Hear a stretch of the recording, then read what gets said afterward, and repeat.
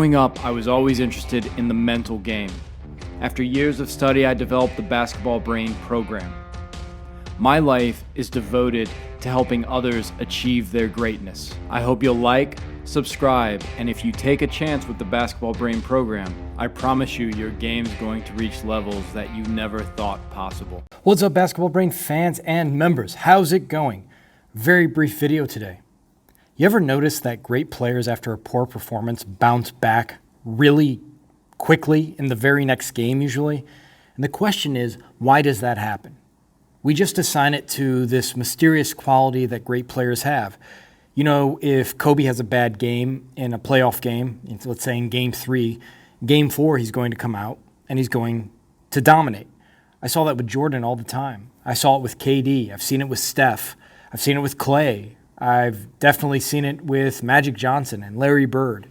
It was almost an unwritten rule that if a legend or a great player had a poor performance, the next game they would come back and demolish the competition. Now, why is that? What's happening?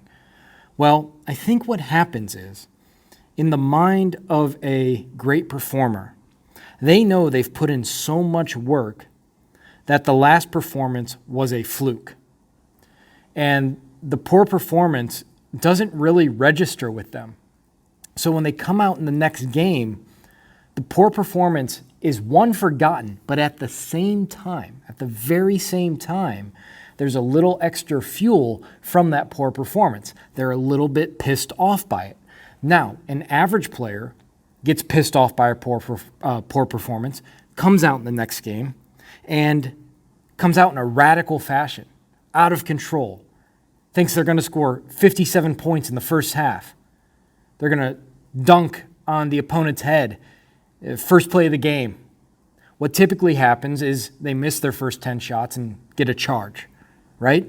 They come out and let being pissed off about their poor performance in the last game completely override and short circuit their prefrontal cortex, so they come out like a maniac in the next game. I've seen Russell Westbrook do this after Ricky Rubio had a great game. I did another video on this. I'll try to link it above. Ricky Rubio had a great game against the Thunder. Westbrook comes out and says, I'm going to shut down Rubio. And he comes out like a maniac, totally focused on Rubio, and gets 4 fouls in the first half or something crazy like that. That's a mental error. It's not that Westbrook can't come out and have a great performance. He's bounced back from some bad games before. But whenever you overtry in sports, you're signing up for disaster. If you're too amped up, you're signed up for disaster. You're going to overtry, especially on offense. Defense, too, if you overtry, you're going to start getting slappy with your hands. You're going to get fouls. You're not going to be seeing the court very well. Every time your adrenaline increases, your vision narrows. And your focus, it feels like you're focused, but if you really hone in on it, when you're overtrying, you're focused on, your concentration is on, your awareness is on dominating. You're not playing the game. Does that make sense? You're wanting to dominate is where your focus is instead of just playing the game. Masters of the game, legends, are masters at playing the game and not focusing on wanting to dominate the competition.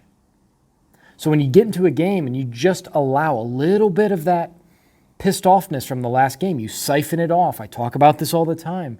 It enhances focus. It makes you more aware of your surroundings. It allows you to stay in the rhythm on offense, and on defense to be like a cat. You're quick, you're powerful, and you're pouncing. You're not a bulldozer. Same on offense. You can get to the lane and you're agile and mobile and quick, and you're seeing the whole floor. In basketball, in the Basketball Brain program, we teach you to see the whole floor. Okay, you're dribbling, right? You have to have this very nice peripheral vision and then quick reflexes so you can kick a pass out. But in an instant, you're seeing the whole floor, you have an open shot, and you pull up off the dribble. What happens? When you pull up off the dribble, your eyes lock, they narrow, they focus. It's a laser focus on the center of the hoop. If you're too jacked up on adrenaline, that vision system doesn't change quick enough. You stay in that locked-in, narrow focus. Now, if you're too down, if you don't have enough energy, if you're not at that perfect pitch, you're in too much of peripheral vision. So when I see a player who's not shooting well, I often see their eyes are too soft. They got to focus. They have to get that intention back to make the shot, that focus back, that concentration back. Great players bounce back because they get a little pissed off about the previous game and they also forget about the previous game. Last point, a book I'm coming out with called Contradictions, How to Lead a Life of Contradictions. That sounds counterintuitive, doesn't it? I'm teaching you how to lead a life of contradictions. It's not for sports, it's for life in general. But when I study rare people, they're always able to hold contradictory ideas at the same time. For instance, what I'm talking about here, they can take a past performance, forget it, and allow it to piss them off a little bit so it heightens their focus. Two contradictory ideas. They've forgotten it and they're using it. Rare people are able to do that. I'll avoid all the quantum analogies of two things existing in the same place at the same time, but it's sort of like that, in analogy only. Anyways, that's why great players bounce back, and that's why you can be a great player. That's why you can bounce back from a bad game and perform great. Because you can also feed off being pissed off from the bad game without letting it interfere and impact your performance on the floor. It can heighten and, how should we say, catalyze your performance on the floor. Make you more potent. That's what great players do. This is Dylan. Please like, subscribe, hit the notification bell. If you don't like and subscribe, you're never going to get in the zone again. Talk to you guys soon. Bye.